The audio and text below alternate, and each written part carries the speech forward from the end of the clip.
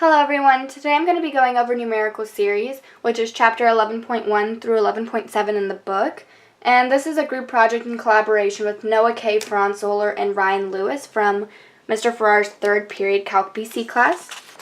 So first I have this table, which is going to be really useful for review. Some of you guys might recognize it. It used to look like this. Well, I mean, it still looks like this, but this is the version that Mr. Farrar gave us to review. And so in previous takes of this video, I've gone over this, but that takes up too much time. So I'm going to go over some misconceptions or errors that commonly occur on tests.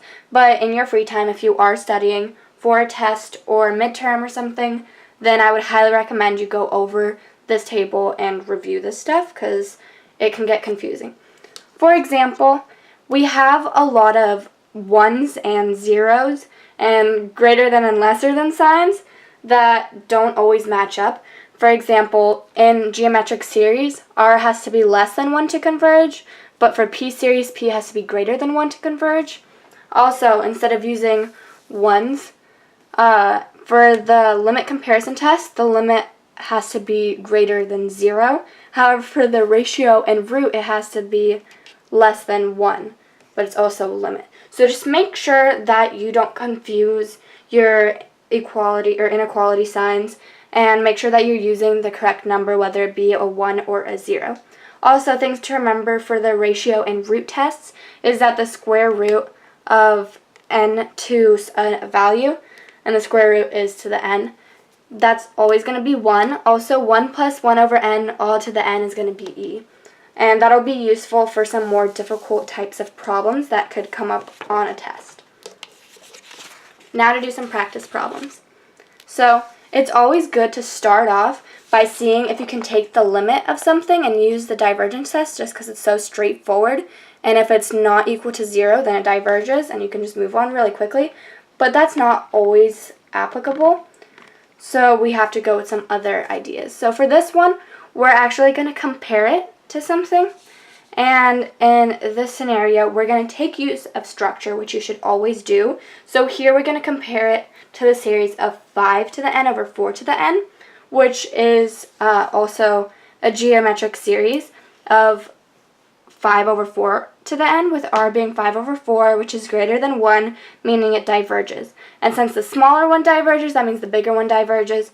So the series diverges by direct comparison test. Next one. Again, since it has an alternating bit to it, you're going to want to go for the alternating series test. But let's try to keep it simple. Start off with the divergence test. Take the limit of this. And as you can see, it goes to cosine of 0, which is 1, which is not equal to 0. Therefore, it diverges by div test. And we can just move on. Easy as that. Next problem. Here we have a factorial. And from experience, we know that anytime we come across factorial in a series problem, we should go for the ratio test. So that's what I did here. And when you expand it, after adding 1 everywhere there is an n, then you get a lot of cancellation with the e's and the n plus 1 factorial, leaving us with the limit as n goes to infinity of n plus 2 over e, which is equal to infinity, which is greater than 1, so it diverges by ratio test. Moving on. Here we are not directly given a series, so we have to figure out the rule first. This one's pretty simple. It's just the series starting from 1 to infinity of 5 over n times n plus 2. And this format, we know we can PFD it. And if there's a PFD, it's also going to end up being telescoping, so keep that in mind. So here we're going to solve for a and b. We get that a is equal to 5 over 2 and b equals negative 5 over 2. So we're going to pull out that common factor when we rewrite the series. So we just have 5 over 2, series from 1 to infinity of 1 over n minus 1 over n plus 2. And now we're going to write out some of these terms at the beginning and, of course, at the end. And then look for rules in which these can cancel out. So here we can see with the 1 over 3 that it's the second term in this grouping, and then skips over a group, and it's the first term again. So we have that cancellation, and that occurs throughout the entire series. So after we cancel out all of these things, we are left with these 4 terms inside the brackets.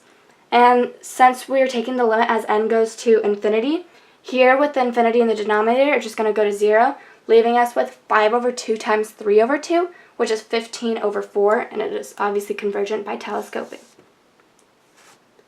Next we have this, and since it has n's in the exponents, we know that we should go for the root test, because when we root it, we will get rid of those n's, and for the other parts of the exponents, it'll just be that number over an n, and that'll go to 0. So you can see this in the work right here. So 3 will go to 3 over n, 7n will go to 7, and then the same happens down here for those numbers, leaving us with a negative 4 to the 7 over 10 to the 6, which is less than 1. Therefore, it is convergent by root test. Moving on to the next set of questions. For this example, we're going to use the integral test, but first we have to make sure that it is positive, decreasing, and continuous. So I'm not going to go over all of the work for this, and for the tests you normally don't have to show it unless the decreasing is difficult, but in this case we have n to the third power in the denominator with just n in the numerator, and so we know that as the series goes on, this n is going to grow exponentially faster, making the denominator bigger, making the whole thing smaller, so it is decreasing. So now we're going to change the n's to x's and take the integral from 1 to t as the limit of t is going to, or the limit of this, with t going to infinity. And we're also going to sneak in a u sub over here. So u is going to equal to 8 plus 3x plus 5x squared, with du being 10x plus 3. And this looks familiar because it is half of the numerator. So we're just going to do 2 du is equal to 20x plus 6, and substitute all of that back in with the limit as t goes to infinity of the integral from 1 to t of 2 over u du. And so that, after integrated, is just equal to 2 ln u evaluated at t and 1. When we plug in 1, we're actually just going to get 0. So we're left with the limit as t goes to infinity of 2 ln of t, which is infinity, so it's divergent by the integral test. Next, this looks like it should be a geoseries because it has the n's in the exponent, so we're going to see if we can manipulate it to make it look like how we want. So we're going to actually move these into two separate series. So the series from 1 to infinity of 1 over 3 to the n minus 1, plus the series from 1 to infinity of 2n over 3n minus 1. But that's not quite what we want, so we're going to change the indices to 0. Since we're subtracting, we're going to add to whatever n is. So this is going to go to a geoseries of 1 over 3 to the n. But for this one, we have to pull out a 2 first to get rid of that plus 1 in the exponent. And then that's going to go to 2/3 to the n. And then there's that 2 that we pulled out. And so we know, since this is geoseries, 1/3 is less than 1, and so is 2/3, so they're convergent. And since it is a geoseries, again, we can find the sum with the first term on the top, and then the denominator is 1 minus whatever r is. And so if you do the algebra for that, we get 15 over 2. Okay, for this one again, we're going to compare it to something. And so again, we're going to take advantage of that structure, have the square root of n to the third over n to the sixth. And then for our own purposes, we're going to simplify that into something that we can recognize as a p-series. And we know it's convergent since p is 9 over 2, and that's greater than 1. But since we can't say which one's bigger and which one's smaller, because if the bigger one converges, then the smaller one converges, but if the smaller one diverges, then the big one diverges, all of that stuff, we can't really tell here. So we're going to use a limit comparison test. And the sneaky thing here is we're going to move it so that the n to the third is going to be over each other, and same thing for n to the sixth. And notice that here I used the original comparison that we had instead of using the more simplified one. And that's because of this sneaky trick that we're doing over here. So that gives us 1 times 1, which is equal to 1, which is greater than 0, so it's convergent by LCT. Now we're going to go over to the remainder test, which is everybody's favorite part of these series. So we're going to find the partial sum to 10 terms of the series from 2 to infinity of 1 over n times ln of n squared. And then we're going to find the error. So first we're going to use the integral test. It's positive, decreasing, and continuous. Again, we have a u sub with u equals ln of x, du is 1 over x. So we're going to rewrite that as the limit as t goes to infinity of the integral from 2 to t of 1 over u squared. Take the integral of that. We have negative 1 over u evaluated at t and 2. And then we're going to change u back into ln of x and then evaluate it. And then if we put in infinity for t, that's just going to go to 0. So we're left with 1 over ln of 2, so it's convergent by integral test. Now for the remainder estimate. This part's pretty simple because you're just going to put it into your calculator and you're going to feel like you know how to do math, but actually all the calculator is doing is the math, and you're not really doing anything but pressing buttons, but still got to get that self-validation somehow. And then we're actually going to try to do math. So the remainder of 11 is less than the limit as t goes to infinity of the integral from 11 to t of the original series. So again, we're just going to use the integral that we got over here and then evaluate it at 11 to t. So again, t is going to go to 0 and we're left with 1 over ln of 11, and that's 0.417.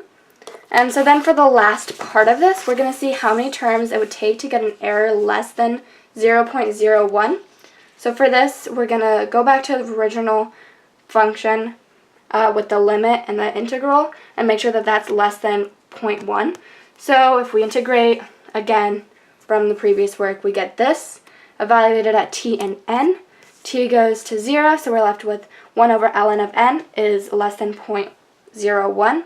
So we're going to move ln of n to this side by multiplying both sides by it, and then we're going to divide both sides by 0.01, and we get that 1 over 0.01 is less than ln of n, and to get rid of the ln, we use e's to cancel it out, and then we have that n is greater than 2.688 times 10 to the 43rd power. So those are all the practice problems I have for you today. If you would like to do extra ones, we have a practice test and a quiz, and they both have keys, and I'm going to link that in the description below. But I hope you learned something. I hope this was helpful, and if not, then you can rewatch this video, try some problems on your own, and then go work on those practice problems in the practice quiz and the regular quiz. Thank you.